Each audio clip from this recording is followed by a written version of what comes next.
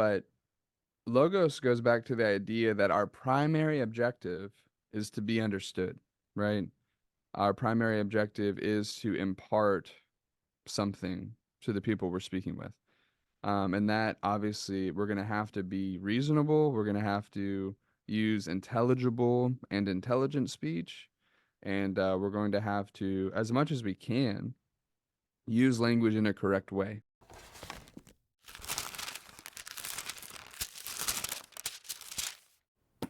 People are not going to accept the solemnness of his message if he's dressed that way. It's just not going to happen. Yeah, that's a great point. And I think sometimes we conflate, do you have to dress this way to be pleasing to God with, do you have to dress this way to be more effective? And I think your point's spot on. I think we see this even in kind of like the quote unquote secular world.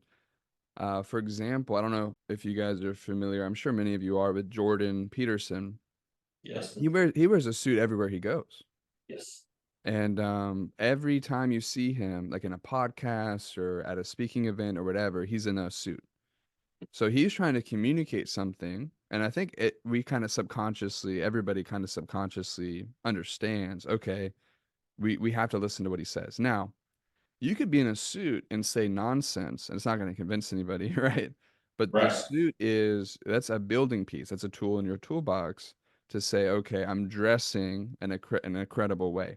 And that might vary from culture to culture. Credible dress in, Ghana, West Africa might be different from credible dress in the United States of America. But that idea of I'm going to use everything I can in my toolbox so that that I can eliminate all barriers to people listening to me, right? And now our brothers and sisters in Christ, because they understand the truth of the gospel, they're probably going to listen to us no matter what. But if we have visitors or we have individuals who are unsure about the gospel, are really trying to hear us out, small things like that could make a big difference. Um, so yeah, so that is the rhetorical triangle. Know these three. We're going to look at these in more detail with some of the rest of the time we have today. But know these three, know the triangle. That will for sure come back later on a test. So just be very familiar with these three things and what they represent. These are consequently exactly what I used to teach my sales guys when I was a sales manager. Oh, really? If you don't gain their trust, the other two are useless. Yeah. But even if you have their trust, um, if there's no logic in your message, they all three have to be equal in sales for you to close a sale. Yeah. No, that's great. That's great insight. And in any kind of persuasive speaking, these apply, because and like you said, it is a balance or a dance even. And that's why it's a triangle. If you take one side away from a triangle, it's no longer a triangle. It's two lines. So all three of these work together, absolutely. All right, any questions or comments before we move on? Yes, sir. All right, let's go to logos, depending on how you learned that, but not Legos. It's not Legos.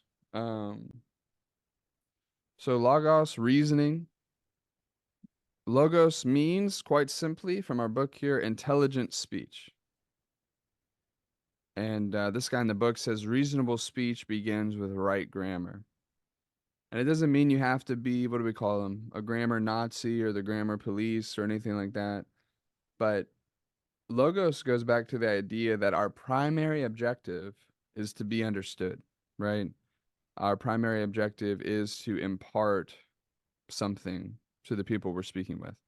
And that obviously we're going to have to be reasonable. We're going to have to use intelligible and intelligent speech.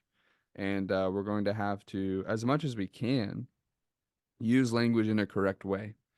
And I think a lot of people, most people we speak to, period, generally speaking, aren't going to know the rules of grammar, aren't going to know the rules of the English language, but their ear will be able to pick up when we say something that's not right. And they might not even know what rule we're breaking, but they'll be like, that doesn't sound right, right? So especially if we're talking with somebody who is hostile to the faith or is anti-Christianity, um, we have to make sure that as much as we can, we have all of our ducks in a row. Okay, but some principles to help develop logos and communication. We're going to look at some of these principles. And I'm going to list all the principles, and then we're going to go through them kind of in a slower pace. Principles to help develop logos and communication. And this is, again, this is speech. This is, there's applications to this in sermons. There's applications to this certainly in writing. When we write articles or when we write, whatever we're writing. And then obviously when we're, debating or engaging in conversations with individuals who may or may not agree with us. So just again, we're gonna look at the principles, and then we're gonna look at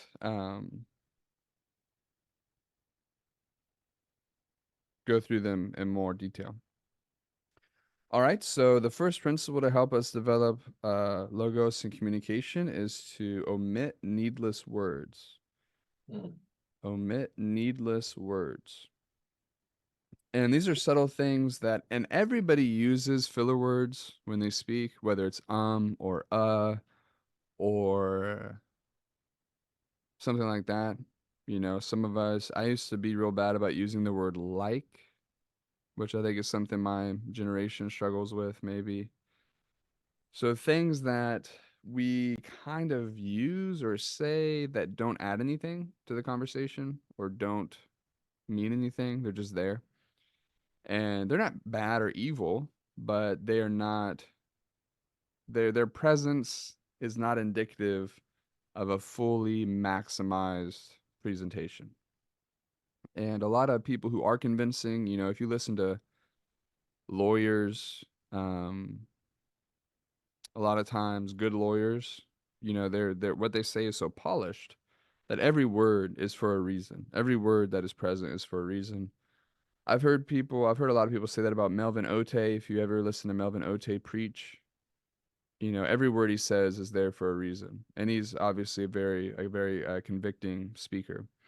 So omit needless words, and we're going to look at some examples of that. But also the second one is to use the active voice. I know we're getting into English a little bit here, but in English and other languages might be like this. I'm not sure. I know at least some are. You have the active voice and you have the passive voice. And speaking in the passive voice versus the active voice, not only does it require you to use more words, but it also allows you to, not allows you, but when you use the passive voice instead of the active voice, your speech sounds less direct. It sounds less forceful, and not forceful in a bad way, forceful in a good way, right? Like we're getting to the point. When you use the passive voice, it sounds just kind of softer and mushier, and that's not something we're going for when we're trying to persuade people. Um, okay, another thing we can do to advance or enhance our logos and communication is to use parallel structure.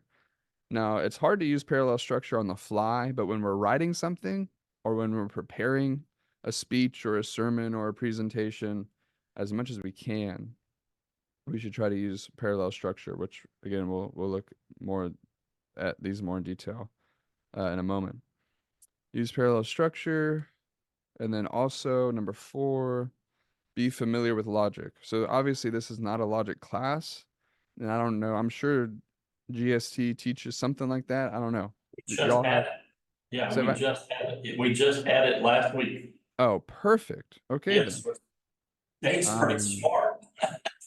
yeah, absolutely perfect. I'm glad y'all had that class. We're gonna just do a little refresher on these if we need them. We'll see. I'll ask some questions to gauge where y'all are at. But perfect. Be familiar with a lot. Again, you don't have to be a logician. You don't have to be a professional, but know enough to avoid fallacies. Know enough to know the difference between a valid and a sound syllogism, how to build a syllogism, stuff like that. Um, And I think for most people we engage in, a syllogism may or may not be convincing, but at least knowing the rules of logic and how to present a logical argument, even if we don't say, hey, here's a modus ponens syllogism, if we just present the truth in that way, it can be effective because our brains are wired like that, right? God made the world in a logical way. He wove logic into creation. And you don't have to, even people who don't know anything about logic can know a true argument when they hear it. So be familiar with logic, and then lastly, avoid common fallacies, which kind of goes hand in hand. But there's some fallacies that sometimes we are tempted to make. It's kind of a shortcut. And fallacies even sometimes can be convincing if you're speaking to a biased audience, right? I think that's why a lot of times people use fallacies is because they are trying to kind of rally up people who already agree with them, and that can be a temptation for us sometimes. All right, so on to omitting needless words. Here's just an example. This actually comes from this book, The Elements of Rhetoric, just to show us kind of in our writing and in our speaking ways we can omit needless words. So look at that first line. Instead of saying she is a lady who dot dot dot, she's a lady who likes to knit. You can just say she likes to knit. Obviously she's a lady. At least, there might be some places where that's not so obvious, but we know she's a lady, right? So just get to what you're trying to say. Instead of saying something like owing to the fact that it didn't rain yesterday, right? You can just say since it didn't rain yesterday. And that allows you to kind of streamline that. All right, instead of saying something like in spite of the fact that, you could just shorten that into although. And depending on what you use to write, it might do some of this for you. I know Microsoft Word a lot of times will say, hey, instead of writing in spite of the fact that, you could just put although, right? And those are always good suggestions. Okay. Instead of something like there's no question that, just say certainly. Um, Instead of saying something like no preachers will be able to stay awake during this class, just say no preachers can, right? So that allows you to, again, just be more concise and every word there for a reason.